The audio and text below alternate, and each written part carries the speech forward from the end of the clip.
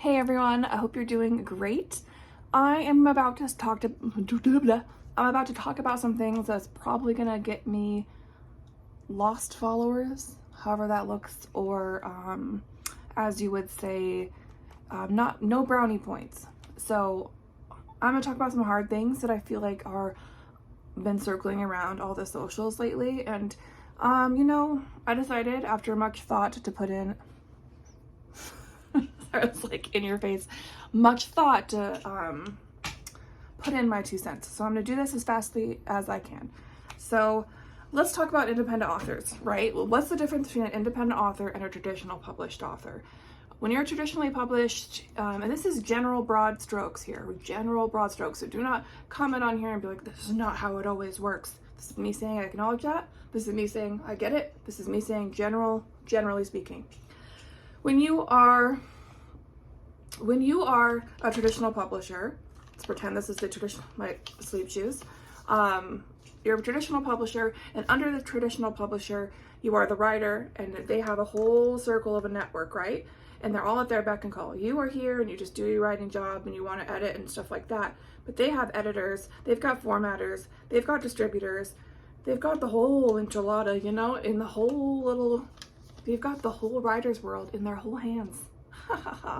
So that is what happens when you're traditionally published. You go through multiple editors and stuff like that. Think about it. If you're Coho,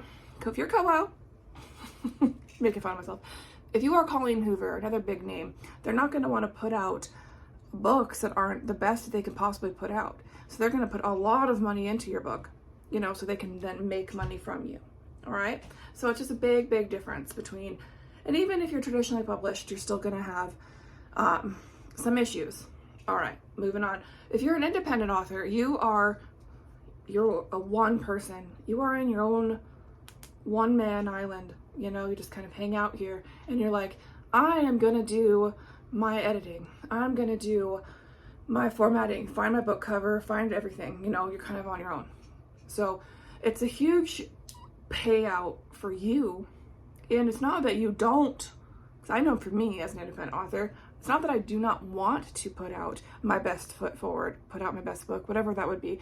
It's not that I don't want to do that, because I do. I want to put out the best. And I can't necessarily afford that. Editing costs anywhere between $2,000 to $4,000 per editor. And that's generally broad strokes here. General broad strokes.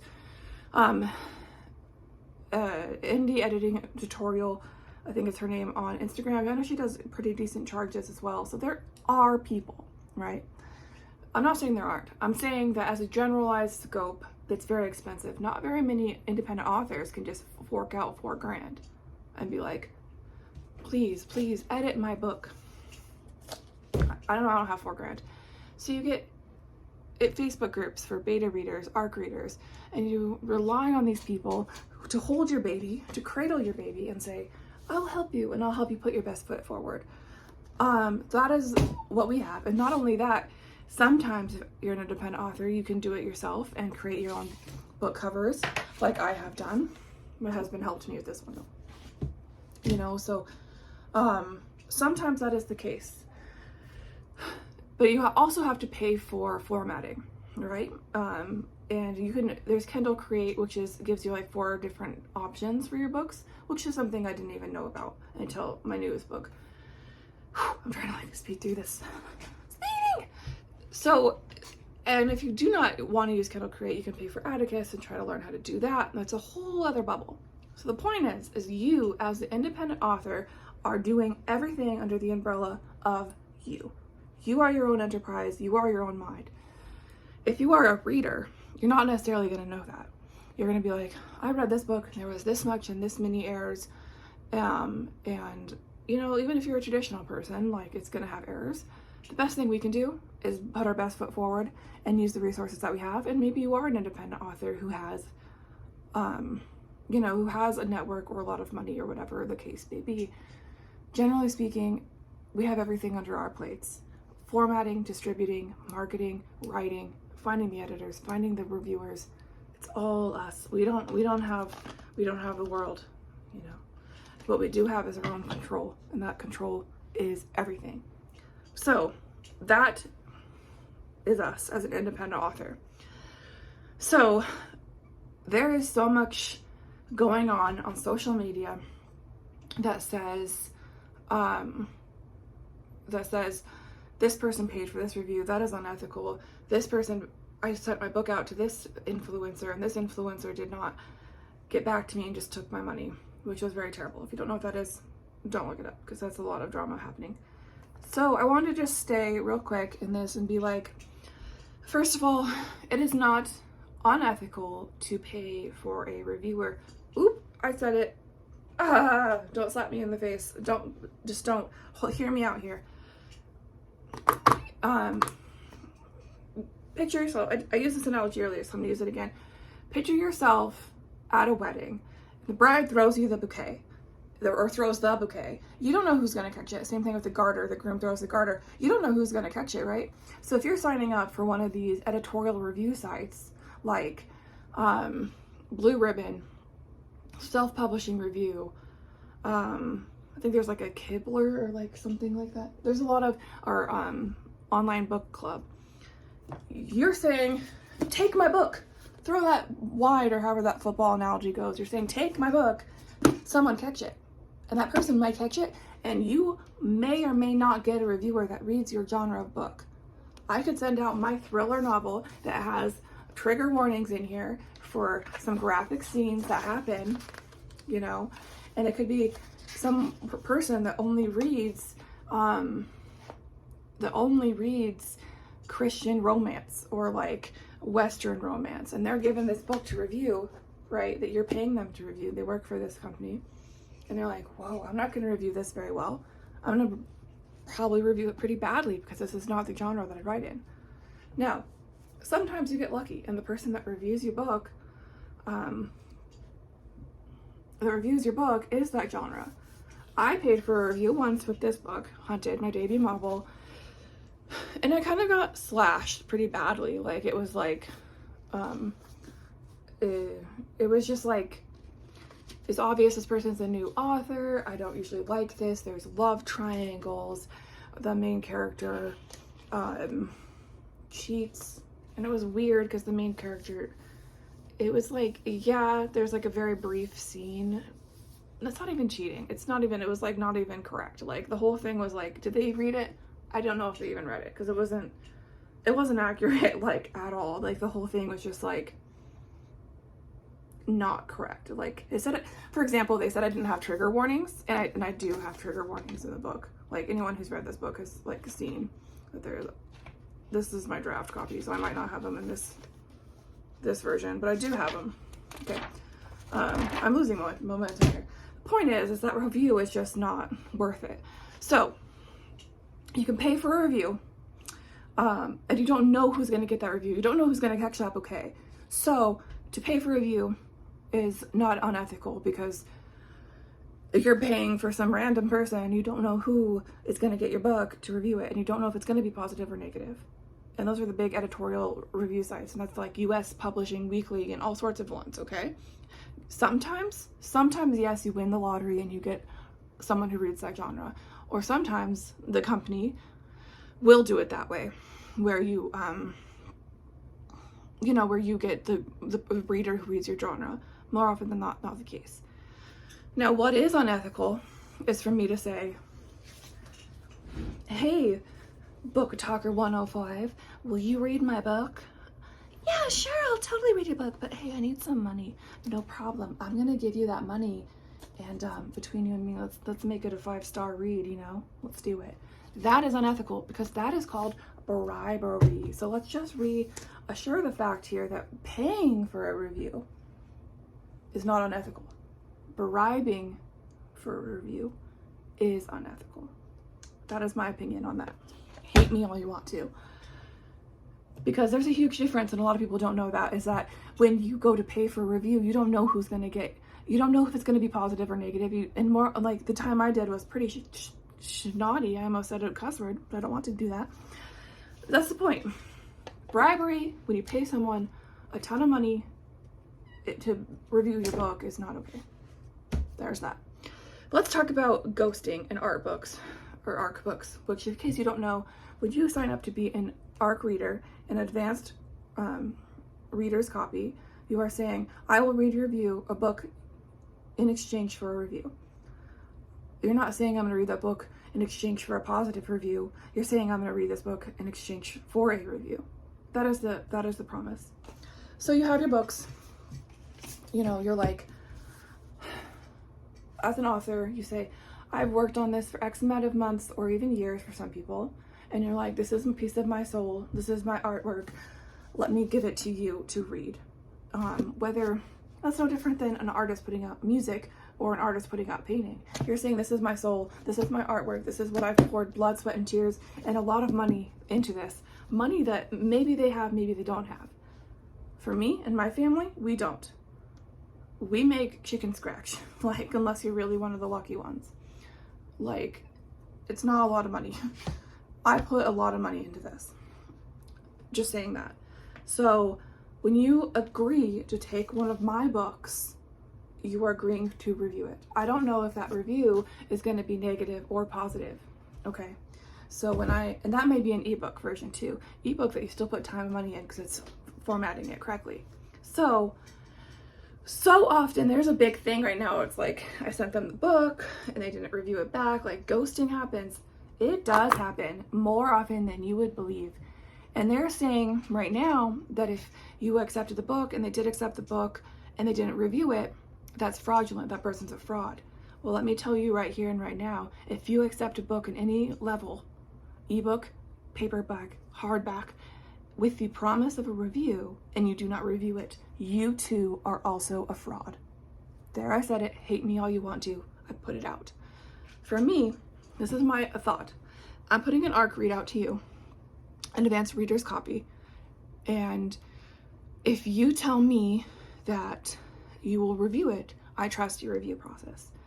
I will contact you I'll probably once for launch day, and maybe once more a couple weeks after that, but I don't want to do it beyond that.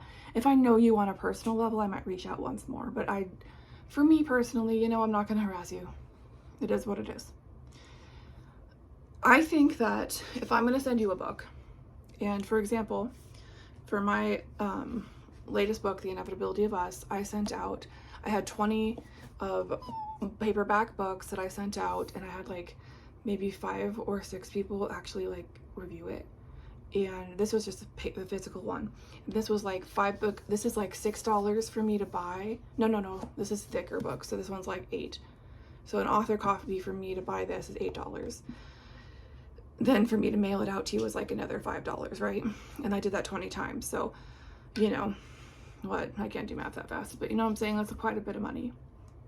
And I sent a lot of those books out, and only 5 of them actually reviewed it, and they were 4 or 5-star reviews. And some of the ebook ones I sent out were 3. Well, one was a 3, other was for 4. So the majority was right around that range. But honestly, everyone else ghosted me. That was it. They were meh, I'm not gonna.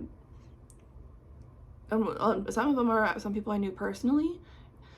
Some are family friends. I've been ghosted by family members before as well. So it is what it is. They ghost you. I don't count you as ghosting unless it's 4 months later. I'll say, I would request that you would get this review done within this time period because this is when I'm releasing it. And I'll check in with you once, and then if I know you personally, maybe one more time. I won't do it more than that. I'm not going to harass you. And when I contact you, I'm going to contact you. I'm going to be polite about it. Okay. So here's my thought. Say you receive the book, and physical, or especially physical, because it costs more money to physically send that book, and you vet the people out, and you're I hope that you'll do this. So say I send you the book, and whether it's because it was way too many grammatical errors, or it's not something that you would like, or it was too triggering for you, whatever the case is, as the reader, it is your responsibility to get back to the author and say, I genuinely tried to read your book, but this is why I could not do it. Be as polite as possible. Because that's, you know, the courtesy. So if you just say, hey, I tried to read your book and I really appreciate that you chose me to be an ARC reader, but I could not get into it for X, Y, and Z. That is the responsible thing to do as an adult, especially if the author has reached out to you trying to figure out why they haven't heard from you, especially if you have been given a hard copy. And the author then is then responsible to reach out to you in return and say, like for me, I would say, thank you for trying to read my book. I appreciate that you got back to me so I know where you stand. Thank you. I had one person that DNF'd the book because it was a trigger warning that I didn't put in, like, it was a beta reader, and I didn't put in the Pacific trigger because I didn't realize that it was a Pacific trigger. So I was like, what, that was a trigger for you? I didn't, no idea. So she gave me this long list of feedback. She didn't finish the book, but she replied to me, and I replied to her and I said, thank you, you know, thank you for trying. Thank you for bringing this to my attention. It is now a part of the trigger warnings. I appreciate you. Let's move on. Cool. As the author, I am responsible to be respectful to you too, because I'm not going to force you to read it. I'm not going to harass you, because this is this is a hobby for a lot of you. And if you reach out to them as a respectful in return, and, you know, if you say, I tried to read this book, as a bare minimum, that is your courtesy. That is a courtesy to an author to do. To ghost them is just rude, because it's wasting their money and it's fraudulent. Straight up fraudulent. And if you get back to them and you're polite about it and say, XYZ, this is why I couldn't read the book. And again, constructive criticism, be as kind as you possibly can be.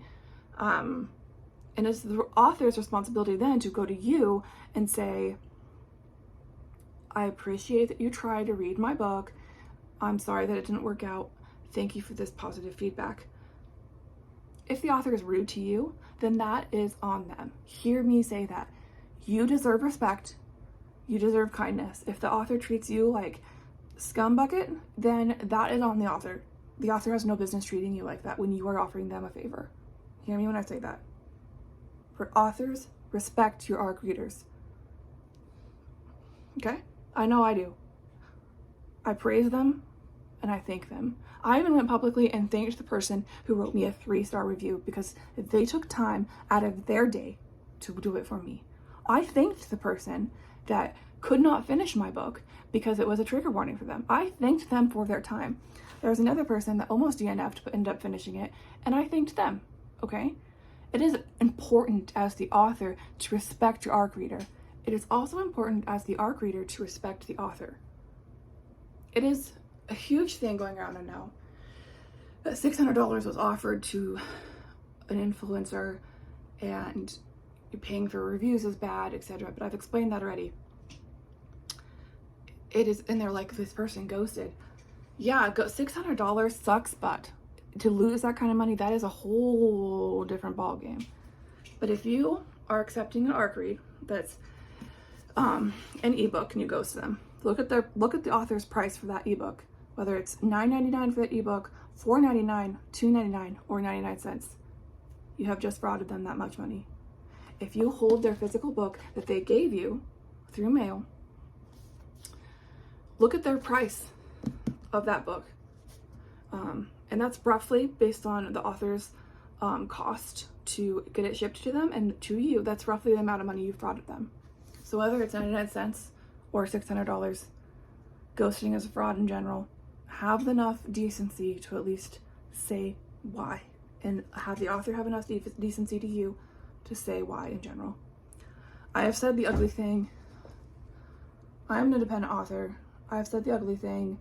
I am not popular as an independent author, so to do this publicly, I'm probably going to lose a lot of points, and I'm probably going to get a lot of hate, but I'm worth taking that risk, because I think it's important for authors to know to respect their ARC readers. I think it's important for people who don't know the culture to kind of get that knowledge, and I also think that it's important for like ARC readers to know the power of ghosting does to an author. And if the author is harassing you, like it's 2 weeks later and they're like, have you read my book yet? Then that's harassment. Call them out on it. Don't let them harass you. Give them a time frame. Say, you know, I thought I'd be able to read it in this time frame, but I cannot. This is what I can do. Okay? Communication is powerful, friends. With that, thank you for your time. Appreciate you. Try not to hate on me too hard. I hope I made my sense. I made my sense. I don't know what I'm doing. Talk soon.